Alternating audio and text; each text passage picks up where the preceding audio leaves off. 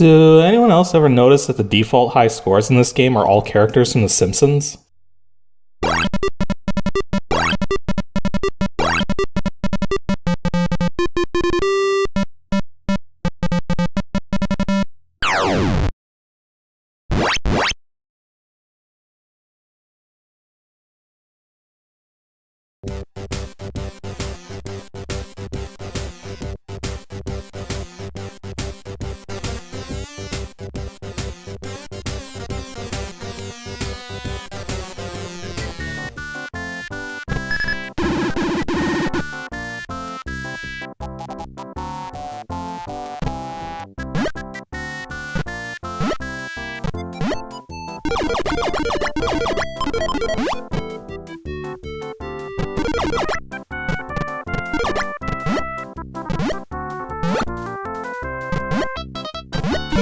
And so begins Season 4 of Ancient DOS Games in 720p with 320 by 200 gameplay footage.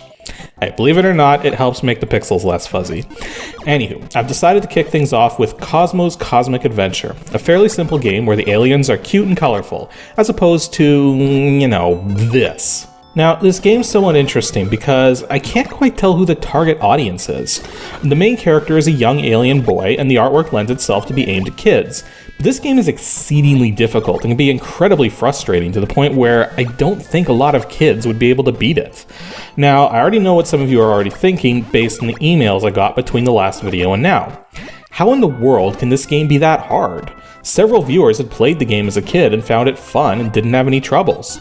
Mind you, they only had access to the shareware version. And therein lies the catch. The first episode of this game is indeed very approachable and playable. But the instant you start the second episode, the difficulty spikes. It stops being an enjoyable romp and becomes a test of patience and control dexterity.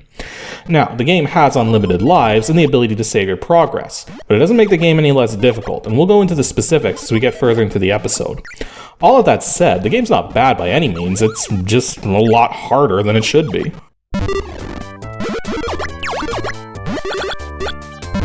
Cosmo's Cosmic Adventure was created and released by Apogee in 1992 and is a one-player platforming game.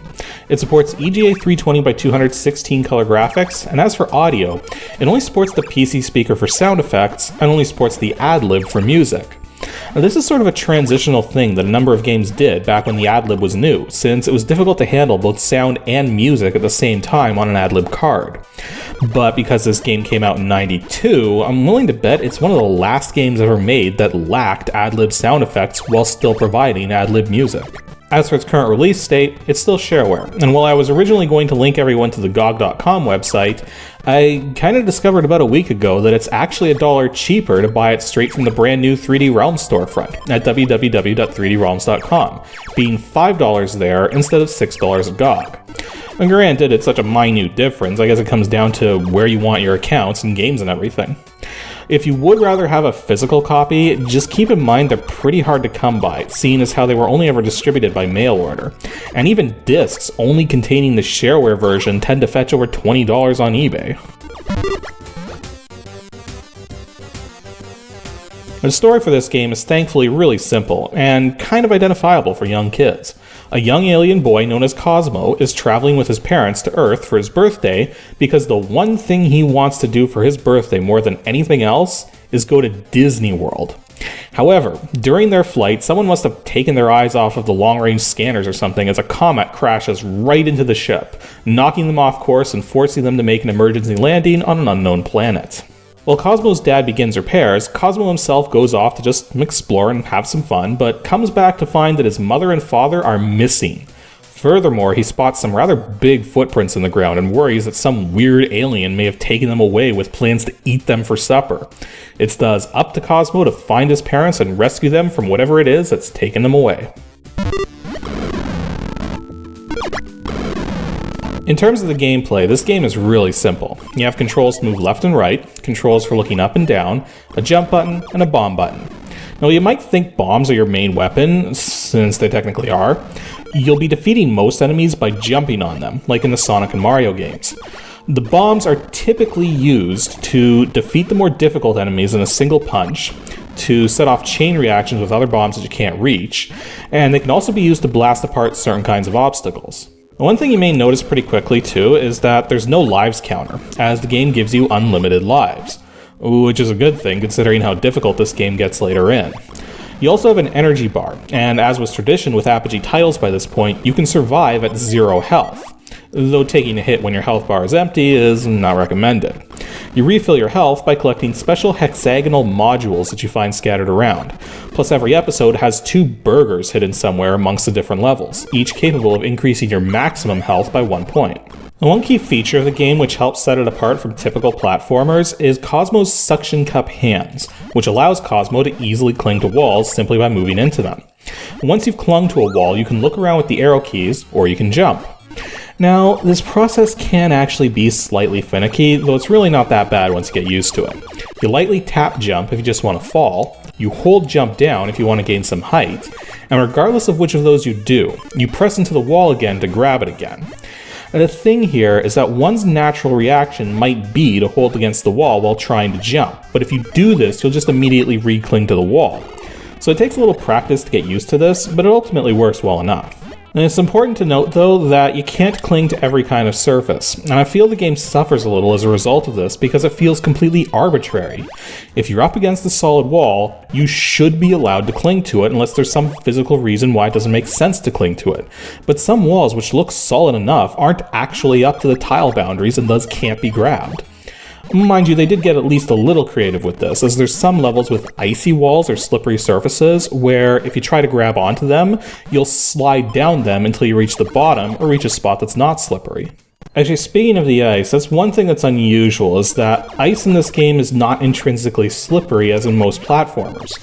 Only diagonally ramped ice or ice walls will have any semblance of slippage, with the ramped ice being impossible to climb and accelerating you faster if you try to walk down the stuff. Being a game where you spend a lot of time jumping on enemies, it should come as no surprise that some of the puzzles and obstacles in the game rely on jumping mechanics. In fact, the game has springboards to shoot you up into the air, giant levers you have to bounce on multiple times to toggle whatever they control, and door switches on the ceilings, which you push by slamming into them with your head. You can also get special bonuses for bouncing on multiple things without touching the ground, and for the most part, the jumping mechanics are done extremely well for a game that doesn't have pixel-based movement. Yeah, as you've probably noticed by now, the game has that sort of half-tile movement thing going on, similar to other Apogee titles such as Duke Nukem and Dark Ages, since early PCs lacked the ability to easily do the kinds of smooth-scrolling graphics game consoles could pull off. With that said though, because the game came out in 1992, it's curious that it doesn't have smooth scrolling, especially given Apogee's ties to id Software and this game coming out long after Commander Keen, which did have pixel-accurate smooth scrolling. Beyond jumping on enemies, you spend most of the game collecting scoring items and stars. And the stars are interesting though, because there's different bonus stages you can go to after every 2 levels, and the bonus stage you go to is related to how many stars you pick up. It's kind of an interesting way of approaching it. Oddly though, the music for entering a bonus stage is done with the PC speaker instead of the ad-lib. There's also a hovering scooter you can find on some levels, which provides movement in all directions until you jump off, which you may need to actually do at certain moments to fit into particular areas or to use things such as teleporters. Though speaking of Duke Nukem, Apogee snuck in a little sequence where Cosmo and Duke meet each other, and while it's not hard to find, it's one of the more infuriating levels in this game, and you need to go through the entire sequence every time you want the hamburger Duke gives you, which is the perfect lead-in to the one thing about this game we really need to talk about. The game is split into 3 episodes, with the first episode being the free shareware version, and the second and third being the ones you had to pay for. The first episode is also the best in terms of overall gameplay because the difficulty is pretty spot on, never feeling too hard or too easy. However, the difficulty in the second and third episodes is ridiculous, and the first thing I need to address before we can adequately discuss the difficulty is a very specific problem with the controls. A problem that will lead to countless frustrating deaths that will leave you scratching your head at what you are doing wrong. The jump button occasionally stops working for a second. I'm not even kidding here. Using the keyboard, using the joystick, using a gamepad, it doesn't matter. Every now and then you'll go to press the jump button and absolutely nothing will happen. Worse still, this delay is timed and has nothing to do with how many times you press the button. So when you go to press the button once and it fails and you instinctively press it again, guess what? Chances are nothing will happen. Further still, once the ability to jump comes back, it still won't jump if you're holding the button down. On top of this, if you only just tap the jump button, you'll barely get any height. All of this combines together to create countless situations where you can't rely on being able to jump on time the moment you want to. And I have made a few observations about this bug though. The first being that it almost exclusively affects when you're attached to a wall with your suction cup hands.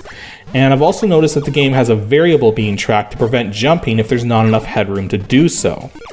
So my best guess is that the variable to keep you from jumping with no headroom can't reset while you're airborne, and that there's some failsafe built into the game to flip this variable back on a timed basis just in case the event which would normally clear this variable doesn't occur.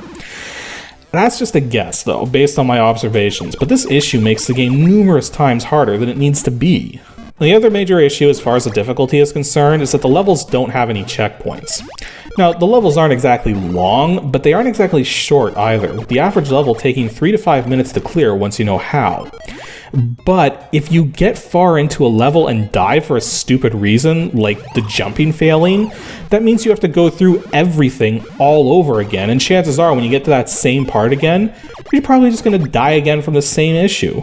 This ice cliff is a great example. It's an already extremely tight jump, and you slide down the ice to your doom if you can't immediately jump again.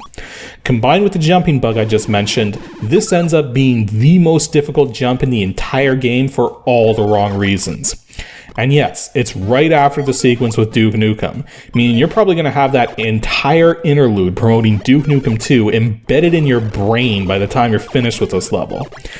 Which actually kind of makes me wonder if that jump was intentional or not. The only other points about the difficulty are mostly minor, such as the tight timing on some of the obstacles like the dripping acid and the flame pipes, as well as the fact that you do not regain your health between levels, which can be extremely damning if you end an odd-numbered level with 0 health remaining, and then have to start the next level unable to take a hit without dying. Furthermore, if you do die, you restart the level with the same amount of health you entered with, so don't expect any leeway there. Other than that though, the hit detection is thankfully very generous and often gives you the benefit of the doubt in terms of jumping onto things, and the only boss encounter in the entire game, which you face twice, isn't actually all that hard and just comes down to good timing. So it kind of helps to counterbalance the other points of difficulty I just mentioned.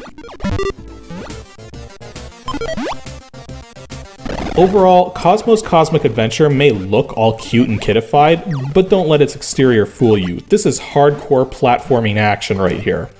While it's certainly a fun game, it can definitely get frustrating from the major jumping bug and the lack of checkpoints. And as such, I can only really recommend it for people who both enjoy platformers and enjoy the aesthetics. Otherwise, this game is just going to leave you raging at the screen when it unfairly dumps you down an icy hole for the 100th time. At least the DOSBox configuration is simple enough. Just set cycles to max and turn off timed intervals and you should be good to go. The game does work perfectly fine with the auto cycle setting too, but the loading times are slightly longer that way, so the max setting works out better. You may also want to adjust the audio using DOSBox's mixer command too, since the ad-lib music is actually pretty quiet, and I kind of regret not turning it up relative to the PC speaker sounds when recording gameplay footage. Anywho, that's all for today's episode of Ancient DOS Games. Next week for episode 152, we're going to be taking a look at a game that's actually tangentially related to Disney's Space Mountain attraction. Which is ironic, given that's where Cosmo's parents parked their spaceship at the end of this week's game. In any case, if you think you know which game's coming next, make sure to send your guess to adg@pixelships.com and stay tuned as there's still plenty of DOS game coverage to look forwards to for 2015.